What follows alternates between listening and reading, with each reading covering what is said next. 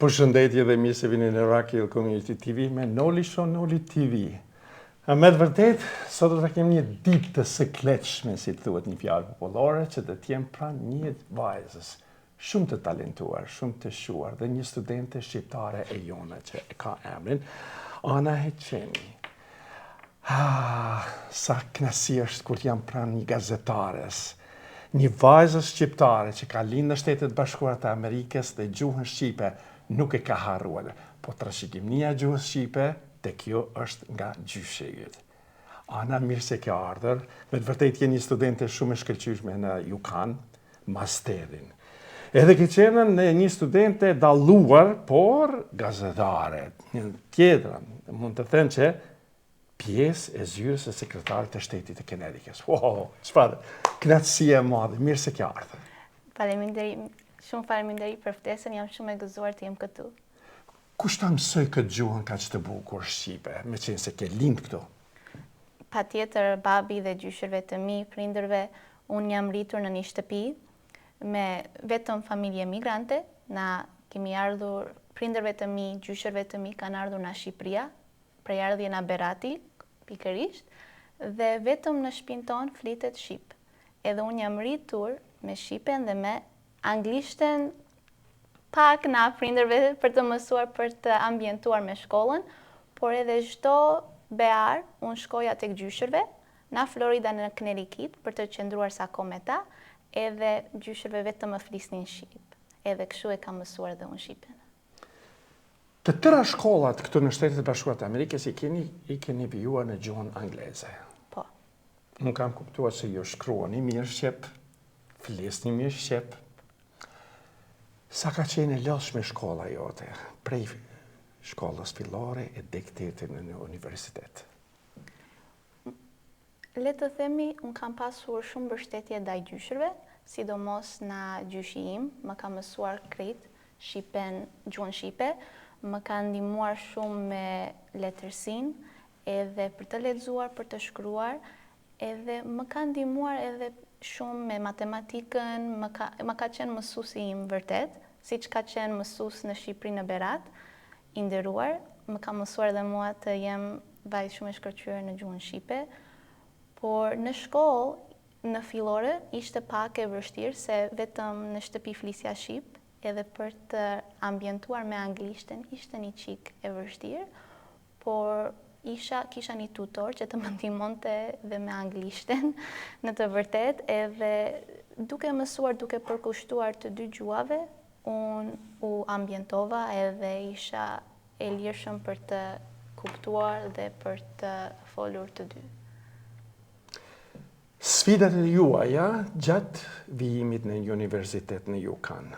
Ju keni përzgjedhur disa dega aty. Cilat i keni përzgjedhur? Sa ka qenë sakrifica jotja? Unë kam pasur dëshirë që në vogëlsi për një karrierë në servis publike, edhe për arsyeën se unë jam një person që unë dua të jem sa më shumë e ditur për lloj-lloj çështje dhe për të njohur me lloj-lloj njerëz.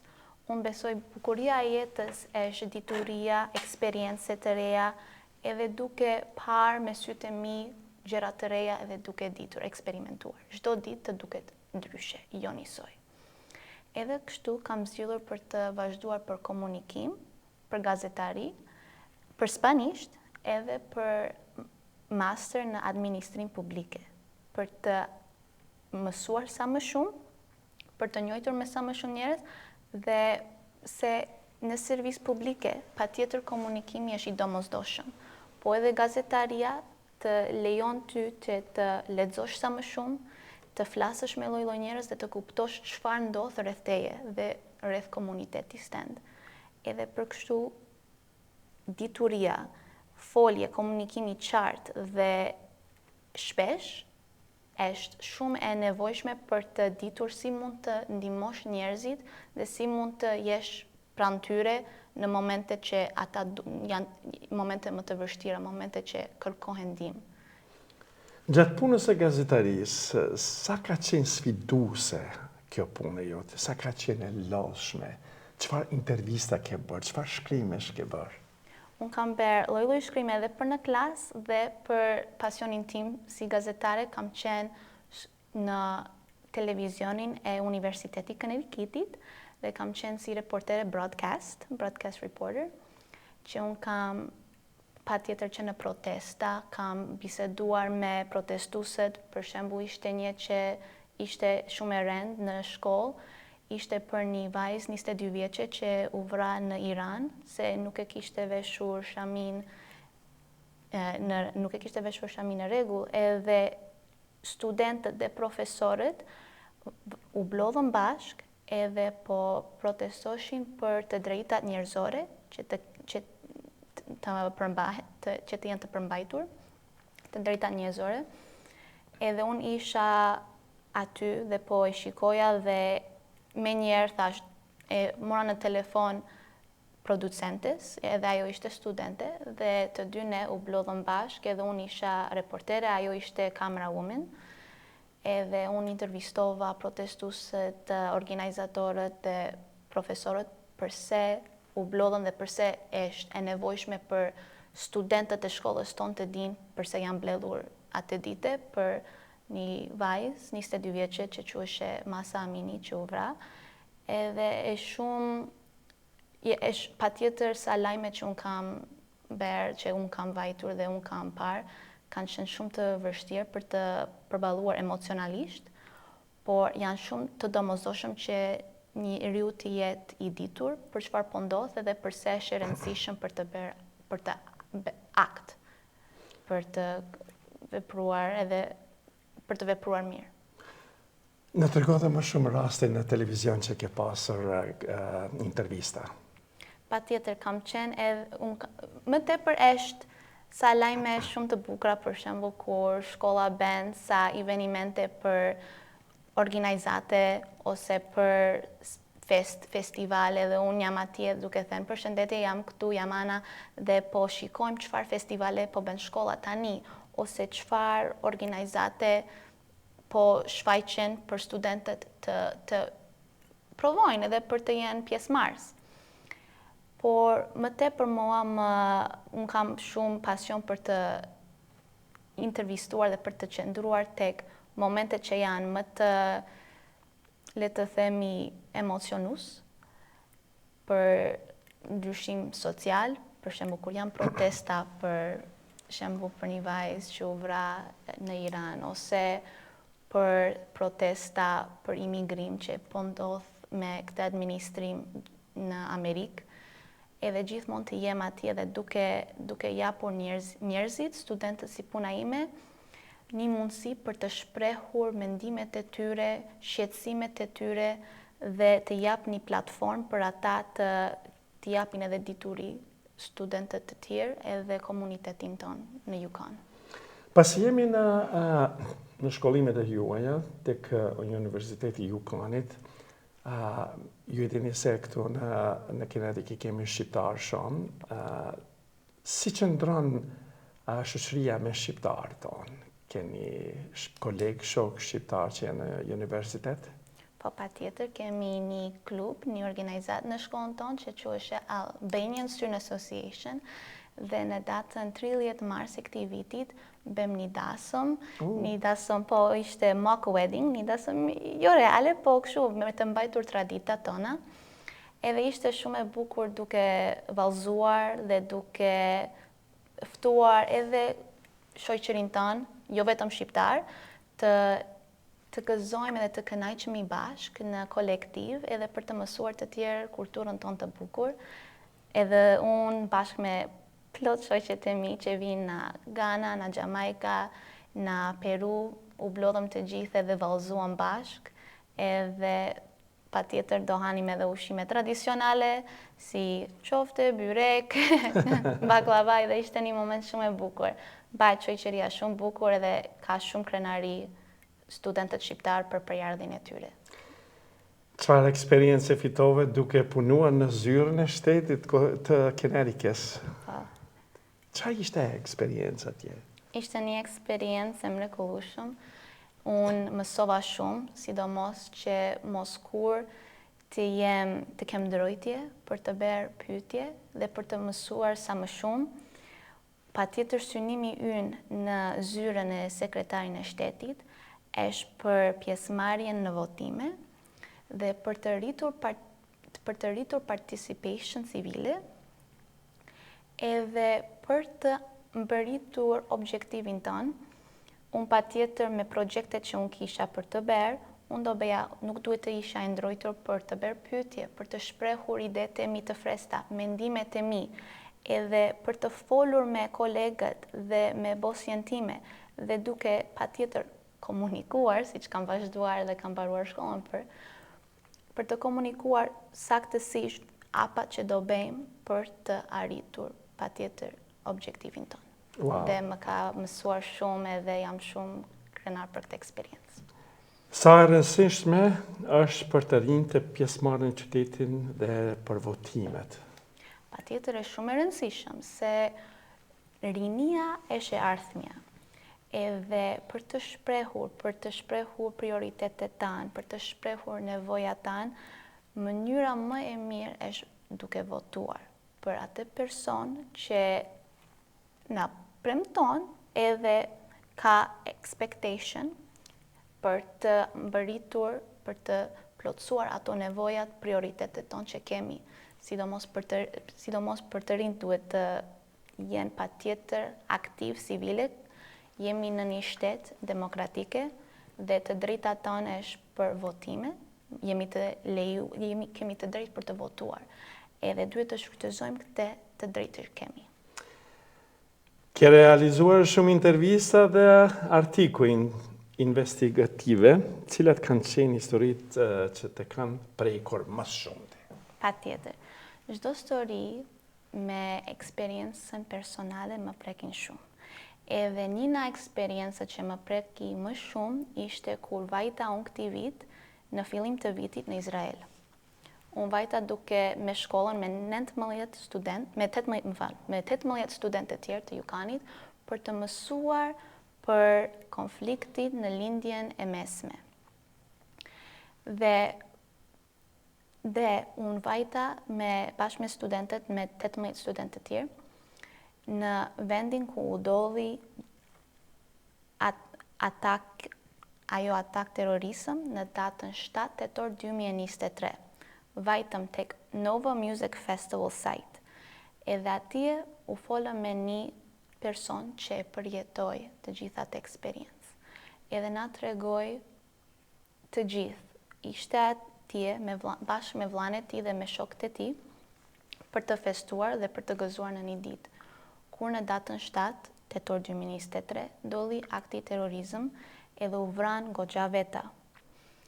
Edhe si e shpjegoj, si e tregoj historinë e tij, çfarë përjetoi, na pikulloi të gjithë. Na trishtoi të gjithë, edhe pasaj duke ecur tek ajo memorial që e ndërtuan pas asaj dite, duke lexuar biografinë e të gjithë viktimave, adoleshent, prindër, fëmijë, duke parë fytyrën e tyre, emrat e tyre, moshën e tyre, biografinë e tyre dhe çfarë secili nga këto veta jeta e tyre u mbyll, historia e tyre u mbyll, patjetër ishte shumë e trishtuar dhe më preki shumë bashkë me 18 studentë të tjerë dhe të gjithë grupin tonë u mësuam shumë për një jetesë që ishte shumë tragjike atë ditë edhe që tronditi madje edhe gjithë bota me lajmin. Po. Tash pra po dalim te gazeteria. Si e sheh rolin e gazeterisë sot në epokën e mediave sociale dhe inteligjencën artificiale? Patjetër, me inteligjencë artificial është bërë një problem shumë i madh. E vërteta tani është më e vështirë për të ndaluar. Tani, rolin e gazetarisë është për të jenë transparent, për të zbuluar të vërtetën aq sa mundet. Dhe për të treguar dhe gjithmonë të bëj pyetje, si, çfarë, kur, na të bësh pyetje investigative dhe për të japur të dhëna informacionin aktuale tek populli, duke qenë transparent dhe duke qenë drejt për së drejt. Duke treguar pse është kjo mos beso këtë që është gjeneruar me inteligjencë artificial. Përse? Edhe shpjegoj, mësoje njerëzit. Se është shumë e vështirë tani si që thash, të dalosh e vërtetën nga inteligjenca artificial. Është bërë shumë e vështirë, edhe unë e shikoj edhe tek mosha më e madhe, që para besojnë më shumë tek videot që janë krijuar me inteligjencë artificial, ose edhe ka plot informacion të gabuar, misinformation, si që themi ne, ose disinformation, kur është qëllimisht e gabuar. Edhe roli i gazetarisë është gjithmonë të jetë aktuale, të kërkoj të vërtetën, edhe të shpërndaj të vërtetën, duke qenë gjithmonë transparente si edhe kur e mori këtë informacion. Vetëm vetëm shpërndarje e të vërtetës dhe të jetë transparente. Kaq. Provoja juaj në Spanjë si Gilman Scholar, çfarë ndikimi pati në jetën dhe formimin tënd profesional? Patjetër. Profesional kishte shumë ndikim. Në fillim, unë isha shumë larg familjes time, isha shumë larg shoqërisë time, dhe për herë të parë unë isha independente në kuptimin më e madh. Edhe unë me këtë independencë, sa e arritur, sa e gjetur, unë desha të eksploroja sa më shumë. Edhe kisha mundësi për të vajtur dhe në Moroko, në Gibraltar, në Portugali. Edhe unë isha ftuar si Gilman Scholar, një prej 20 student që po studionim ne në shtetet Bashkim Evropian, për të vajtur në Parlamentin Evropian, për të mësuar për relatën midis Bashkimin Evropian dhe Shtetet e Bashkuara të Amerikës. Dhe pse këtë lidhje është kaq e rëndësishëm, madje edhe mësuam më tepër me rolin e diplomateve, edhe për punën e tyre, dhe ishte si person që unë kam shumë kënaqësi për të filluar një karrierë në servis publike, ishte një oportunitet shumë e rëndësishëm për mua, shumë që më ndryshoi jetën, duke qenë në Parlamentin Evropian, edhe duke mësuar lidhjen kaq e bukur dhe kaq e nevojshme që ka Bashkimi Evropian me Shtetet e Bashkuara, edhe duke njohur me lloj-lloj studentët në vende më të ndryshme në botë, duke rritur edhe kompetencë kulturale, si që themi në shkollë, cultural competency, që është shumë e rëndësishëm për të komunikosh dhe të krijosh relata shumë të forta me lloj-lloj njerëz në vendet më të ndryshme, që të krijojmë një bashkëpunim, dhe është një mundësi shumë e bukur për mua. Çfarë sfidas has një vajzë e re shqiptare amerikane në mediat amerikane? Tani, unë kam vetëm në këmbvështrim studentore deri tani. Por në një këmbvështrim studentore, neve jemi shumë të mësuar për të jemi independente, për të jemi reportere, për të jemi edhe kameraman, për të jemi dhe editus. Kemi për të bërë të treja rolet për të shpërndar informacion, sidomos në botën gazetari, broadcast. Duhet të kemi të tre role, reportere, editus dhe kamera woman, ose kameraman. Unë e shikoj se unë e ndjek edhe gazetarin shqiptar, edhe se edhe jam rritur prandaj më ish krijuar dhe pasioni duke parë edhe gazetarin shqiptar. Sipas shikimit tim, unë kam parë që është një bashkëpunim, për shembull, ka një reportere dhe pasaj ka edhe një kameraman, janë të shpërndar, janë të ndar këto role. Kurse në Amerikë tani në kohën tonë, kemi një expectation, një expectation për të bërë të treja, për të jemi të haft, dhe jo vetëm të haft, po shumë mirë në të treja detyra, si prezantues në kamera, reportere, si kamera woman, kameraman, për të filmuar, edhe si editus. Edhe unë e shikoj ndryshimin, por unë jam shumë falenderues që unë kam marrë këto tre eksperiencat. Unë jam e haft për të filmuar, për të bërë editim në Adobe Premiere, edhe për të folur në kamera, në mësimi që kam marrë në Universiteti Connecticutit. Sa është e rëndësishme është ruajtur identiteti dhe kultura shqiptare për ju? Është shumë, shumë importante. Unë jam një vajzë e prindërve imigrant nga Shqipëria, e gjyshërve të mi, edhe kulturën tonë betet në çdo ditë. Unë jetesën time e kam shqiptare. Në shtëpinë tonë flitet vetëm shqip. Kultura, identiteti im shqiptare është pjesë e imja. Ana Heqimi është vajzë amerikane, po është vajzë shqiptare. Kam të dy. Me qenë se ju thatë për mediat shqiptare që i shikoni këtu në Shtetet Bashkuara të Amerikës, sa jeni të njoftuar për mediat shqiptare këto?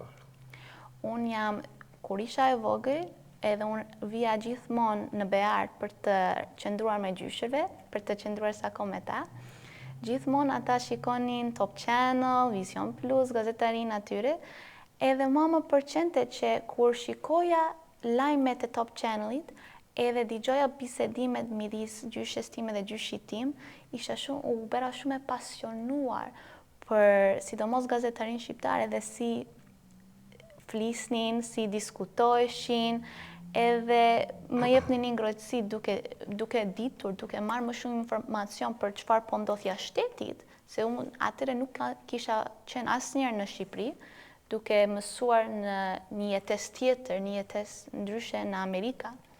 Por edhe bisedimin që kishin gjyshërve të mi për informacionet, për lajmet që dëgjuan. Edhe unë e shikoja edhe isha shumë e pasionuar pas asaj, patjetër unë përqej edhe gazetarin amerikane, unë e dëgjoj tani që jam rritur gazetarin amerikane gjithmonë, për shembull Fox 61 News, CBS, NBC më pëlqen shumë. Po, mua më përqen të shikoj edhe ndryshimi si janë gazetarët e Shqipërisë dhe gazetarët e Amerikës. Kanë shumë të ngjashme, por sa në këmbvështrimin tim edhe në përvojën time, gazetaria amerikane është patjetër më rigoroze. Je ke këto expectation për të ditur dhe për të qenë e haftë në shumë drejtime. Jo vetëm si prezantues, si intervist, po edhe si një person që filmon, që bën editim, duhet të jesh shumë e ditur në shumë gjëra. Edhe kjo më pëlqen edhe shumë që të shikoj të ndryshime. Me qenë se unë jam në pjesëtar i Vatrës, këshilltar për kulturë dhe për art, do të me të vërtetë të jetë një kënaqësi jonja që të kem edhe ty aty për shkak që kemi edhe gazetarin, editorin e gazetës Sokol Pan, që e përshëndesim shumë, që me të vërtet është një ndër gazetarët edhe botuesit më të mirë që shkruan për gazetin Dielli. Kështu që do të bëhet një kombinim i bukur mes juve, mes njerëzve, se kënaqësia ime është që njerëzit i bashkoj, njerëzit që kanë sukseset të veçanta si që jeni ju, një vajzë talentuar shumë, dhe me të vërtet është kënaqësia ime që sot unë jam pranë një gazetare streqe, me të vërtet, po mësova dhe shumë gjëra nga ti. Ardhmja juaj në gazetari, që ka mendoni? Unë tani, këtë semestër që po vjen, unë po vazhdoj për master në administrim publike, po gazetaria është gjithmonë pasioni im, edhe jam shumë e gati, jam shumë e kënaqur që do e vazhdoj. Unë po vazhdoj këtë master për të jem më e përgatitur si gazetare, më e ditur, më informuar, sidomos për aspektin servis publike, se gazetaria bie patjetër në servis publike. Neve punojmë për njerëzit, për të dhënë dituri, informacion korrekt, për të japur vetëm informacion realitatin, edhe për njerëzit të kenë këto informacione për të japur vendimin të informuar, të edukuar. Edhe është një servis publike, edhe unë jam shumë e kënaqur që po vazhdoj dhe masterin, që më jep fuqi dhe më jep më shumë përgatitje për karrierën time së shpejti. Studente, gazetare, edhe një sekret shumë më interesant, edhe me fashion, Po, edhe me modele. Modele. Ne jemi takuar me një vend, me të vërtetë është kënaqësi që ju prezentoni për 2 vite me radhë prezentoni dhe garderoba të ndryshme me dizajnera të ndryshëm. Po. Ka lindi kjo ideja është? Ka lindi? Mua gjithmonë kam qenë e pasionuar, gjithmonë se mua më pëlqen shumë televizionin. Kur isha e vogël edhe shikoja Miss Universe, edhe shikoja sa të bukura ishin këto veshje, ecja, ishte gjë artistike. Edhe kur isha vajzë e vogël dhe shikoja kështu, thosha sa bukur mund të jetë që unë mund të kem masë një mundësi që edhe unë të bëj një përpjekje të jem si ata. Pse jo, mua më pëlqen shumë stili, vetëm na televizioni më ka mësuar shumë për oportunitete, edhe na dituria që ekzistojnë këto mundësira, mu lind pasionit që të vazhdoj dhe unë për një diçka, jo Miss Universe, po modele, që është shumë ngjashme me njëri tjetrin. Unë me vërtet jam shokuar kur te kam takuar dhe kur flisnim tash je shqiptare, wow, tash sa bukur tash kur njeriu takon edhe njerëz të botës të ndryshme, me profesione të ndryshme. Tani do të flasim pak anglisht. Shumë mirë. I am so honored to have very successful Albanian girl born and raised in the United States, a great student in UConn, journalist with fashion. Tell us a little bit about your background, please. Of course. So I was born and raised in Melbourne, Florida, but I come from 2 Albanian immigrants, and my grandparents are also from Albania. So my whole lineage is Albanian, mostly from Berat. My parents from Berat and my grandparents from Berat, Albania. And I'm very proud to be an American Albanian. You're a very successful student in UConn, and then you work for the Secretary of State of Connecticut a little bit. Yes. You had such a great experience. You did the journalism, you did the camera, TV, you did such a great things. Tell us a little bit. Of course. So my time with the office of the Secretary of the State in Connecticut has been transformative for me.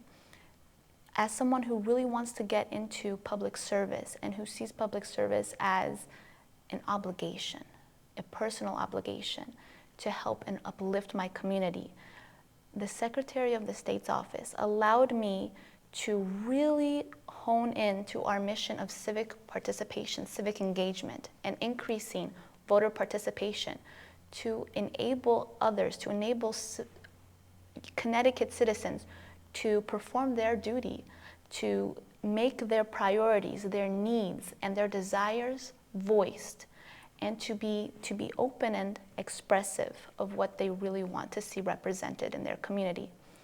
And through that experience, I was able to voice my ideas, my fresh ideas, and to really ask questions so that I can best complete the tasks I were given to enhance our office's mission.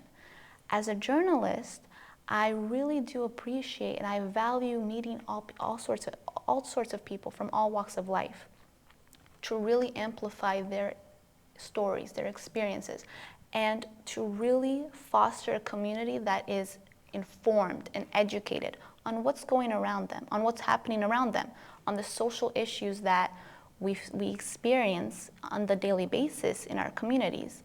And one of the obligations that a true journalist has is to seek information and to distribute that information.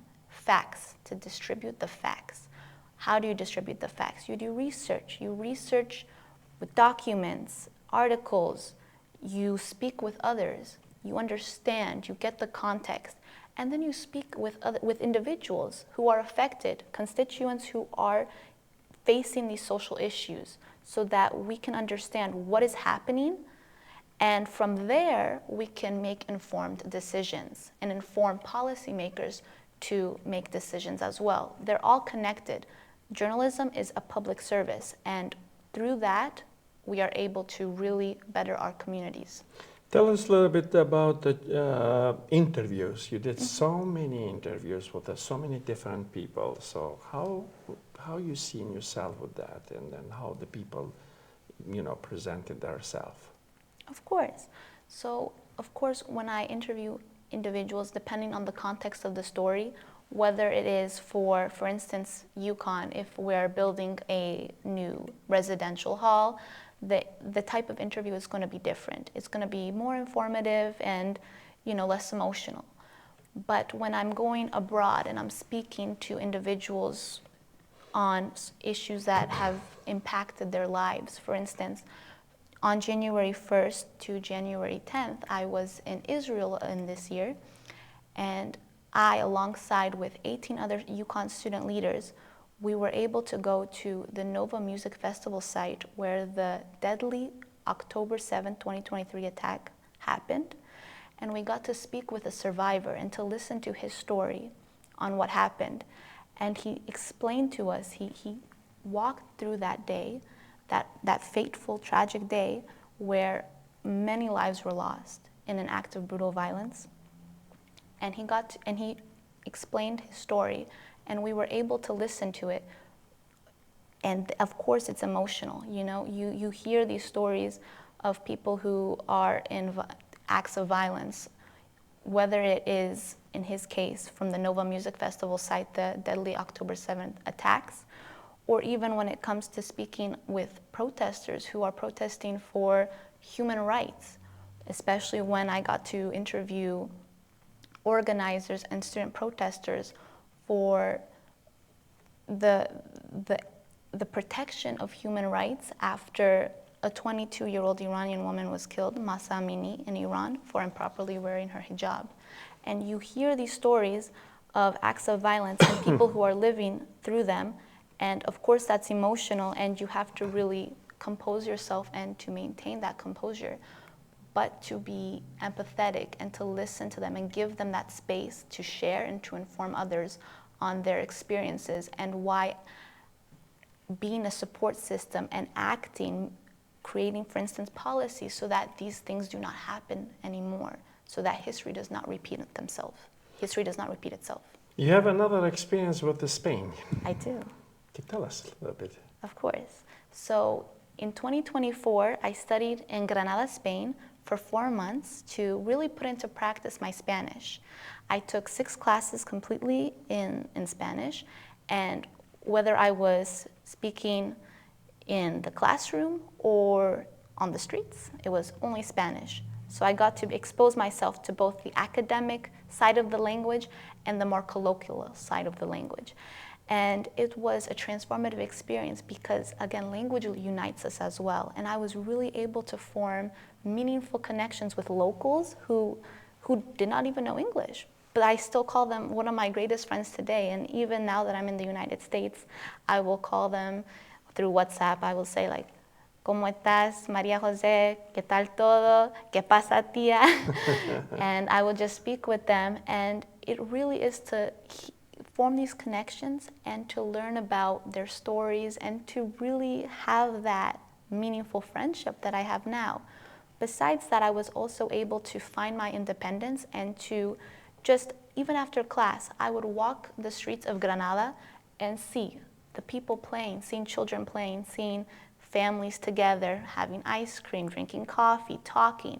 And I would look at posters on the wall of events happening in Granada or companies that would take us abroad.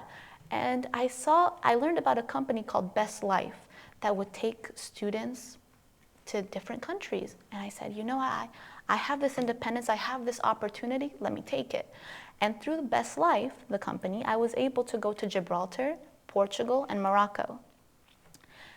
That was a wonderful experience. I got to also see different cultures, understand different languages. It was beautiful.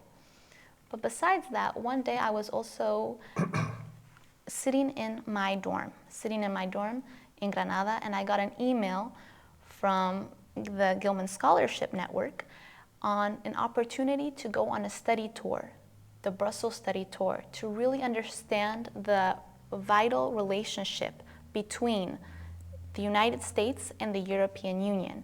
And I was one of 20 Gilman scholars who were studying in European Union member states to really go to Brussels, Belgium, and to learn more about this transatlantic relationship, and to meet with foreign diplomats and to understand and learn about their vital and important roles as well.